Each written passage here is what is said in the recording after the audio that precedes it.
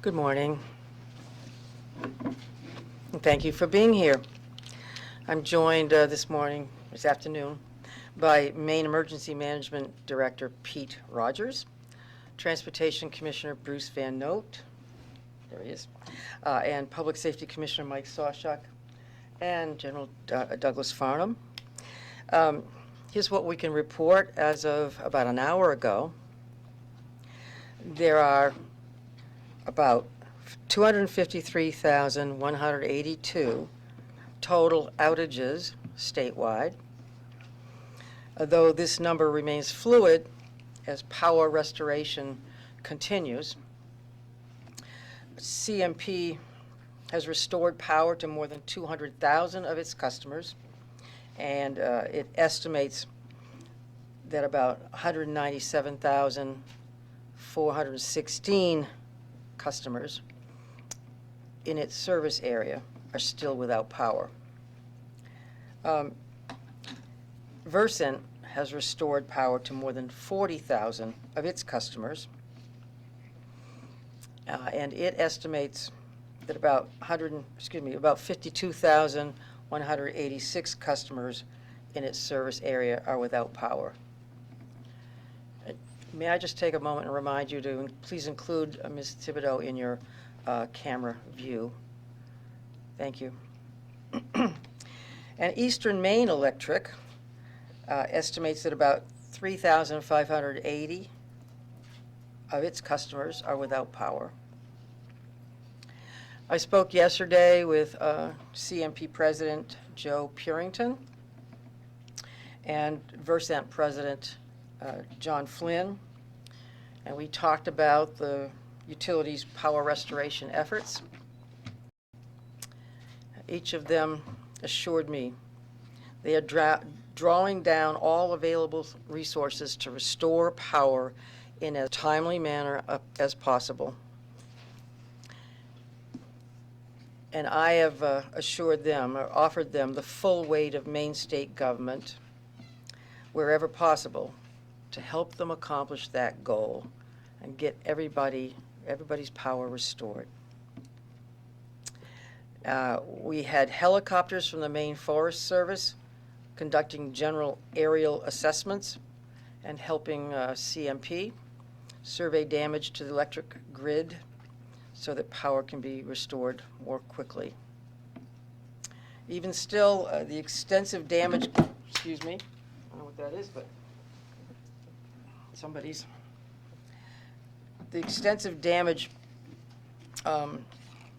caused by the storm means that we're continuing to look at a multi-day power restoration effort. Transportation Commissioner Van Note reported to me that the Maine Department of Transportation continues to assess and repair damage to Maine's roads and bridges as promptly as possible. And as of early this morning, I can report that Maine DOT has reopened more roads and bridges as floodwaters have receded. Right now, there are 68 state road closures, down from nearly 100 yesterday, as a result of downed trees and power lines and flooding and significant infrastructure damage. More than half of those road closures are in Oxford, Franklin, and Kennebec counties. Right now, Maine DOT continues to close 23 bridges, 6 of them because of damage to roads leading up to the bridges themselves. No actual bridges have collapsed due to the floodwaters, although the approaches to some have been badly damaged. As floodwaters recede, Maine DOT will continue to clear roadways of debris and assess damage and conduct repairs.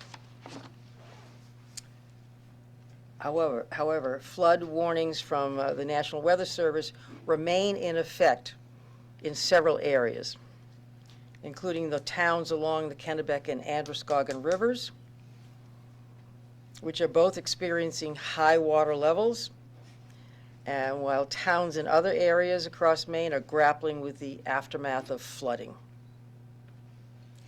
I saw this flooding firsthand this morning in Augusta, where I joined Director of Kennebec County Emergency Management to survey damage. We expect water levels to drop in the coming hours and days, but water levels remain high and they continue to pose a serious risk in many areas of the state, particularly along the Kennebec and Androscoggin rivers. We will keep monitoring water levels closely, but I can't stress this enough. If you live in any area that is at risk of flooding or that has been hard hit by the storm, please stay off the roads as much as possible and stay away from flooded areas wherever you are, including flooded roadways.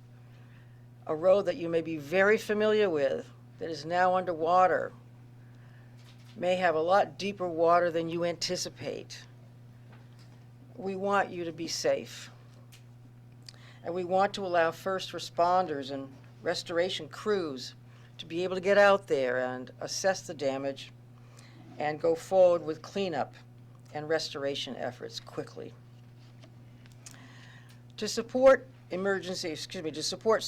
response and recovery efforts, yesterday I declared a state of civil emergency for 14 counties across the state of Maine: Androscoggin, Aroostook, Franklin, Hancock, Kennebec, Knox, Lincoln, Oxford, Penobscot, Piscataquis, Saginaw, Somerset, Waldo, and Washington counties. Those are the counties hardest hit by this storm, although we're ready to help every county in need, of course. So this declaration of civil emergency formalizes our all-hands-on-deck approach, and it ensures that every state resource is available to towns across Maine that need assistance. And the declaration positions us to seek federal disaster support. In the coming days, Maine Emergency Management will be working with county emergency management people to assess the damage to our infrastructure. The Maine Department of Transportation will also work with the Federal Highway Administration. Rest assured, we will seek any and all federal financial assistance and support to help Maine people recover from this storm.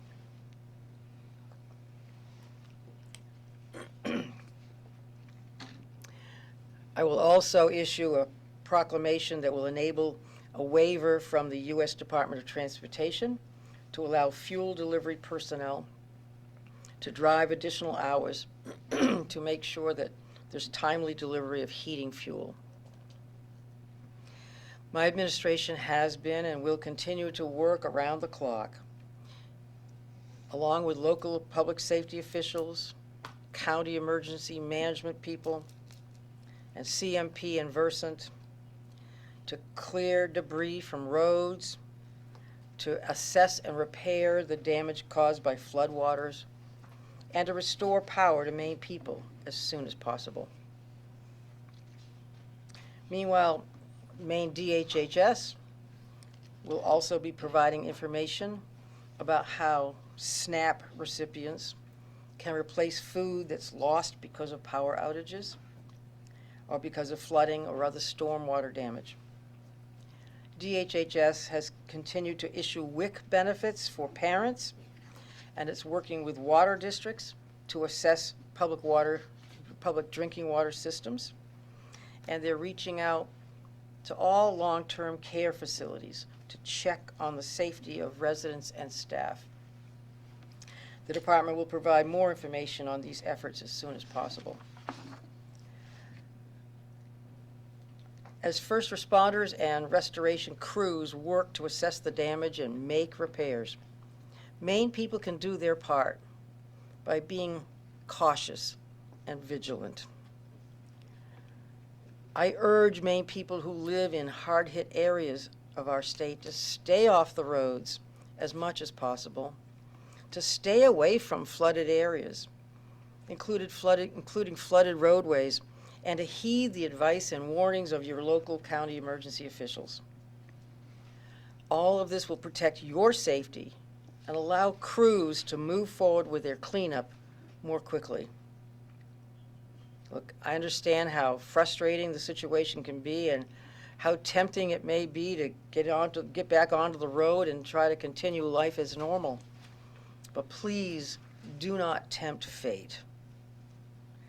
Going anywhere near downed power lines can be fatal, and driving through flooded roads can be very dangerous. If you need emergency assistance, you should call 911. If you need non-emergency assistance, like where to find a warming shelter or a charging center, call 211 or text your zip code to 898-211. Look, Maine people, we're no strangers to hard times. We've been through a lot lately, the last few years, a pandemic, a turbulent economy, the horrific tragedy in Lewiston, and now this devastating storm, which has claimed the lives of at least 2 people, with 2 others still missing. And it can't be ignored that this storm comes just days before Christmas, a time that's marked by joy and love and kindness. But for many in Maine, that may no longer be the case. People who are dealing with the loss of their homes or vehicles or damage to property. And in the face of these challenges, I'm reminded that we are never asked to carry more than we are able. I know that in Maine, that burden feels heavy right now, but it is not more than we can carry. And I'm reminded of our strength that show in the acts of kindness, of bravery, and compassion. What I have seen in the first responders who risked their own lives to rescue a stranded motorist, the community centers keeping their doors open so families can charge their phones and get warm, the linemen pushing past their own fatigue to bring the lights back on, the unshakable spirit and unbreakable strength of Maine people, the very best of our state. We have challenging days ahead, but we will get through this. Please keep the faith, and please stay safe. Thank you. And if there are questions. Governor, have you considered calling up the National Guard at all? Thank you. Been talking to General Farnham and county emergency management people. If there are specific needs that the Guard can help assess or respond to, that's a possibility. It hasn't as yet risen to that level yet. Governor, we heard less from your administration ahead of the storm than we did about the weaker storm earlier in the month, and only a little from you personally until the declaration yesterday. I think a lot of us were caught off guard by the power of this storm, but do you think Mainers should be happy with the state's response here, and is this storm leading you to re-examine pre-storm communication and things like that? That's a lengthy question. But, look, we're as good as the weather reports, and we're as good as we prepare for every storm, for every emergency, the same way. And I think Pete will tell you how we prepared for this one. And were people knocked off guard a little bit by the storm the week before that caused people to be more prepared, perhaps? We've seen emergencies before where people ran to the hardware stores and the food stores and stocked up, and then the storm did not appear to amount to as much of an emergency as it was predicted. That happens. The reverse can happen too, but we were prepared in the same respect as we're prepared for all emergencies. and maybe Pete can enlighten you about that, what steps you're taking, excuse me. As the governor said, we prepare for storms the same way every time. We start looking a week out when we start to see some sort of a disturbance. We track it through the week as we get closer and the forecast narrows down. We reach out to National Weather Service. We also receive products from them called decision support briefs.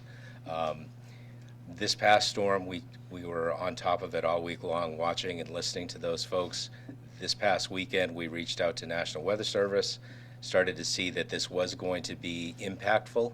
So we had a conference call with our partners to include county emergency management agencies, National Weather Service, the utilities, state agencies, to give everybody that same common operating picture so they could ask questions, they could talk about it, they could see if there are any needs at that point.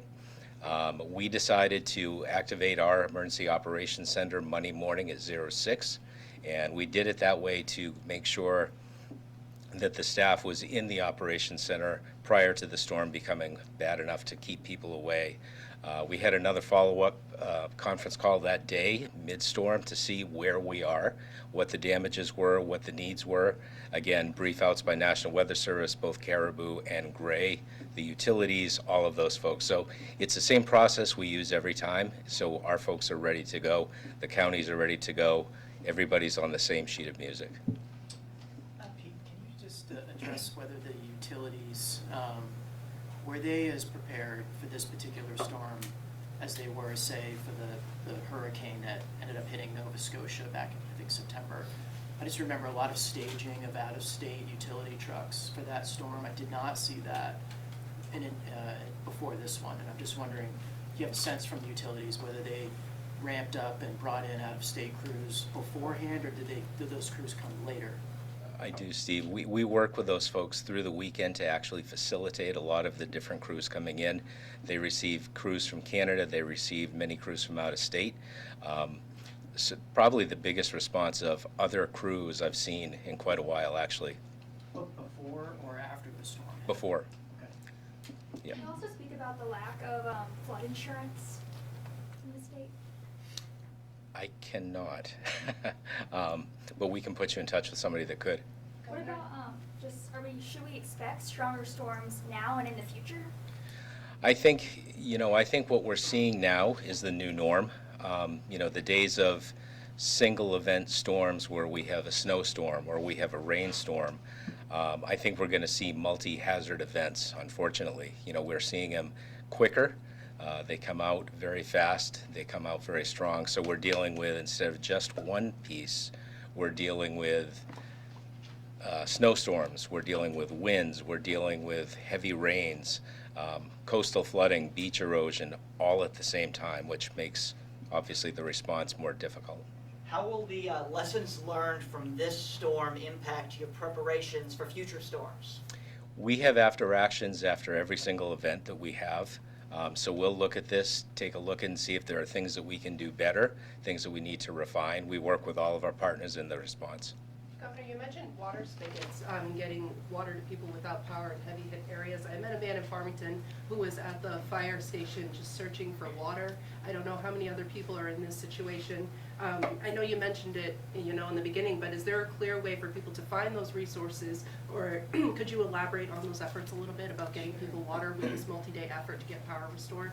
Sure. To extent people are out of power and don't have access to water, they can call 211 and be directed to a place near them where they can find water and food if necessary. The Red Cross has been a strong partner in this effort, and the county emergency management teams have been a very strong partner in this effort too. I would go to 211. I would go to the county emergency management facility in your area first. And I would just point out, in response to the previous question, the National Weather Service did not predict 5 or 6 inches of rain in any community in Maine. So it was an extraordinary event in that respect. The National Weather Service did not predict 68, 70 mile an hour winds in any area of Maine too. But I think we were as prepared as possible. It's the combination of the wind and the rain cause this to be a multi-hazard emergency of a different sort than we'd experienced in the past. Governor, you mentioned in your emergency declaration that you'd be seeking all federal funds available. What are some of those that you have sought out so far? Well, we haven't filed paperwork yet. We're still assessing and communicating with the county emergency management people who give us the information about the extent of damage to public infrastructure and the like, and the roads in different areas that we will put together to file with the federal DOT and the FEMA for appropriate sources of federal help. Governor, maybe Peter, you might want to chime in on this too, but how are the utilities doing in your estimation? I think that it's something that a lot of people are out there are thinking about, particularly as many don't have estimates for when power will come back on in their areas. I mean, what's your assessment of how they're doing right now, broadly? Well, from talking with both John Flynn at Versant and Joe Purinton at CMP several times in the last few days, I think they're doing everything they can. I think it's the flooding obviously impeded their efforts to get to places. Assessing what trees were down where, what lines were down where is a much more complicated effort than anybody would have predicted perhaps. But they did have crews on standby, and they've got people coming in from as far away as Ohio to help repair the lines. Monday it was impossible to begin repairing lines. You couldn't get the buckets up to the poles. It would be hazardous to all the linemen, and that's not something we want to see. They can't go up in the buckets when it's 50, 60 mile an hour winds, obviously not. So, and now that more trees have come down Monday and Tuesday, they're doing a good job, I think, assessing what has to be done and getting out there and getting it done. It's going to be a multi-day process. And a safety question maybe for Commissioner Sawchuk. There are obviously a number of roads washed out and some water rescues that we've reported and others. Is there enough sort of like signage and communications to people who have to be out there traveling that, you know, this road is flooding out? I mean, even where I live in Brunswick, there was a power line across the road near where I live, but there was no signs to let people know that the road was closed. And I just wonder what kind of coordinated effort is happening to tell people where there might be, you know, danger ahead. Yeah, go ahead. Bruce might want to respond as well. Sure. Mr. Rhodes. Yeah, we coordinate with locals on all that. Signage was an issue in this storm. I mean, it was so widespread, we actually, in some places, ran out of signs in some things, but we coordinate with others that have them as soon as we can. That's a part of the after-action thing that we'll be looking at. I think all the, you know, really dangerous places had signs. Obviously, you prioritize when you do that, but this was a widespread storm that wasn't fully forecast, and so we will adjust. Well, let me just say, if you are driving, if you have to go out and you're anywhere near pooled water or anywhere near floodplain, what you know to be a floodplain, just don't go through it. We can't put out signs in front of every pocket of water that might cause either hydroplaning or stalling your car in deep water and potentially losing power of your car. Time for one more. Governor, Hi. Considering the extent of this storm, will you have a dedicated task effort specifically for this damage, like you've done in some of the other things in the past? I'm sorry, I didn't hear the rest of the So question. like you've done for some of the other emergencies in the past, will you have these specific task efforts dedicated to this, considering the damage of this storm?